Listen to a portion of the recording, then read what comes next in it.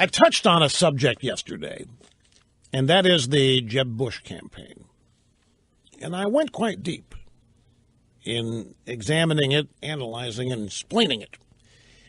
And then later in the day, U.S. News World Report got hold of the Jeb Bush campaign blueprint, 112-page internal document provided to U.S. News, includes more dirt on Marco Rubio, their vote goals in Iowa, their January advertising plan, and the fact that they focus group tested to the wazoo the concept, "my brother kept us safe." They focus grouped that, and their focus groups told them that it was overwhelmingly popular. That when you say George W. Bush kept us safe, my brother kept us safe, the overwhelming number of people love it, they glom onto it. So Jeb tried it, and Trump blew it out of the water. And I look at some of the things in this document, the 112-page internal blueprint for the Jeb campaign, and it reminds me of some of the points I made about it yesterday, which I need to reiterate. Back to the audio sound bites. I want to start here with number 13. I'm going to get to this Jeb Bush stuff. This is a point that needs to be remade. And it is this U.S. News and World story that Jeb Bush's campaign blueprint has been leaked to them. Now, of all places, and nothing against U.S. News, but if you're going to leak something, I mean, the Republicans generally leak to Politico. That's my experience.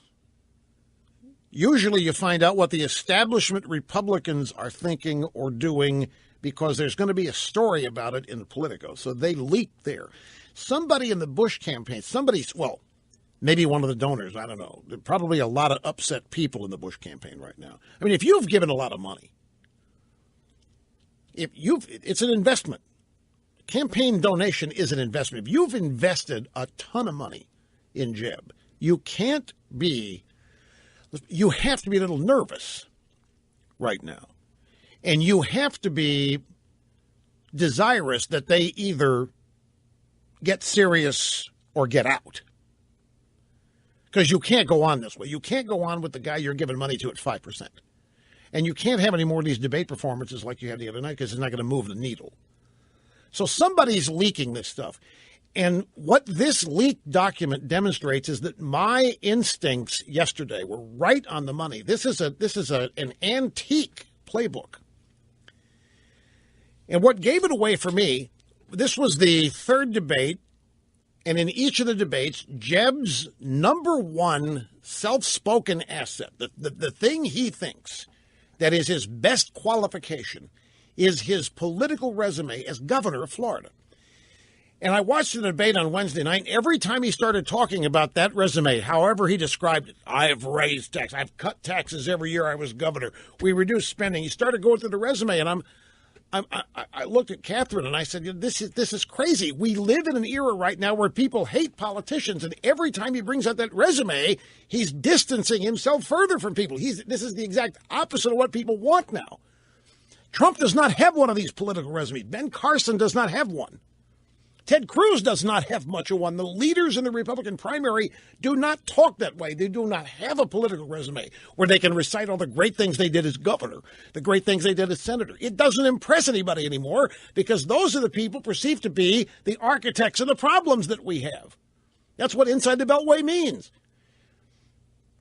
Inside the Beltway means many things, but among the things it means is professional politicians are there, and they have screwed it up royally, and professional politicians are not listening to us anyway. So who wants to hear a political politician resume? And yet that's what they're sending Jeb out to hype.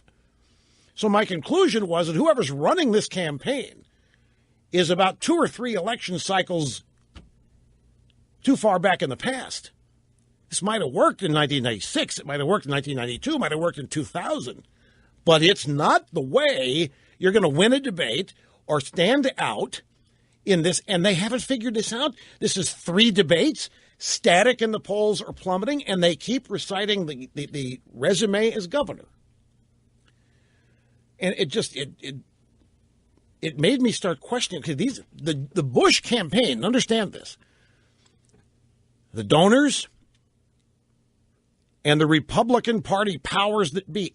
They put their eggs in the Bush basket. So I've thought, this is a key element here too, just by observing, I know nothing. And I need to stress again here that discussing these things is somewhat difficult for me. The Bush family's been nothing but great to me. From Bush 41 to Bush 43, and I've met Jeb a couple times. I have no animus for this family in any way, shape, manner, or form. They are some of the best people that you would ever meet. They're just fine people. But politically, they're not as conservative as I would like and prefer. But I have absolutely no personal dislike or anything of the sort for them. But I do know, I think I know, in watching Jeb, I've never gotten the impression he's really into this. It just has never struck me that he really wants, Jeb was the guy, if you go back to 2000, Jeb was the guy that everybody thought was going to be the next Bush president, governor of Florida, and he was back then. His resume was big, and it was powerful, and it was impressive. And George W. Bush, governor of Texas, came out of nowhere and started raising money like crazy and was up crazy in the polls, and Jeb just kind of faded. I don't think there's any serious family rivalry over this, but Jeb was the guy. Okay, but it became W. But they want back the whole apparatus. So I think Jeb's a placeholder for the people who really want to be back in power in Washington, whoever they are. I don't know who they are. I mean, I'd love to name names, but I don't know. I just know that there's an apparatus that loves being in power in Washington. And none of them can be elected, don't want to be elected. They need somebody to be elected, and Jeb's the guy. And they're trying to program him to be a good candidate, and they're trying to coach him like he's overcoached. I think he's on the debate stage. They've got him going after Rubio in certain ways, in ways he wouldn't do on his own. And they've got him memorizing responses to things that might be said. And I think you're looking at somebody who's basically not being themselves and instead trying to remember what he's been told to say and how to say it if a certain moment arises. And that just leads to paralysis.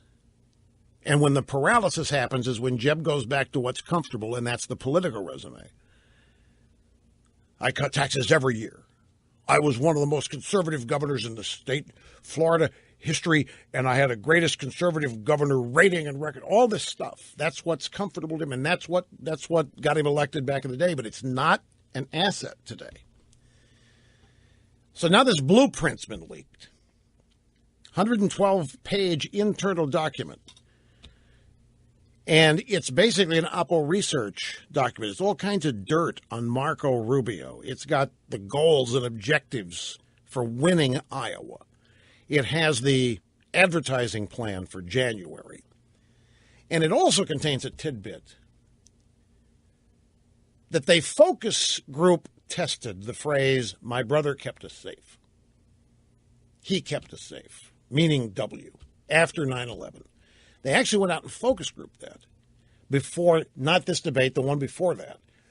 The second debate, they focus grouped it, and it scored off the charts. So they came out of the focus group thinking all Jeb's got to do is, if anybody attacks W, all Jeb's got to do is say he kept us safe, and he's going to just score a big home run. And it was just the opposite. You remember what Trump did with it. So they've been bamboozled throughout this whole thing. I got to take a break now, but a couple sound bites coming up after this. Support all this. Hang tough. No. Look, my only point is the creme de la creme is running this Bush campaign, and if that's the best the Republican Party by reputation has, I mean, they're behind the times. That's my only point. I don't know who they are, so it's not a personal attack. I'm just observing. A couple of Jeb sound bites. Portsmouth, New Hampshire, yesterday. What do you make of the headlines say that your campaign's on life support? It's not on life support. We have the most money. We have the greatest organization. We're doing fine. Look, there's 8 more debates. There's ample time to do exactly what candidates do. End is not near. And last night on NBC, their website interview, a reporter said, you told donors today on a conference call that you said that you're going to get better at this. What are you going to do to get better? Look, we got 8 more debates. I'm going to have to do what other candidates do, which is brutally interrupt, not answer the questions that are asked, and hopefully the debate moderators will actually ask more substantive questions as well. It's going fine. Are you having any fun? Oh, yeah. You saw it. I'm having lots of fun.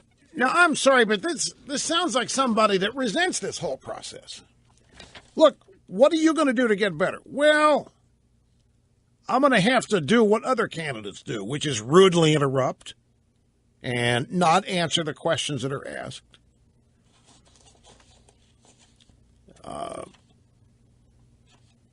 Jeb kind of resents it's not serious enough or not substantive enough or what.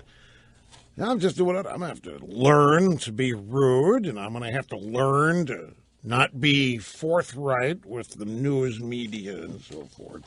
I can do it. If I have to sink to the level these other people, that's what I'll do. It just sounds like somebody resents what he has to do here to break out. Just my personal opinion.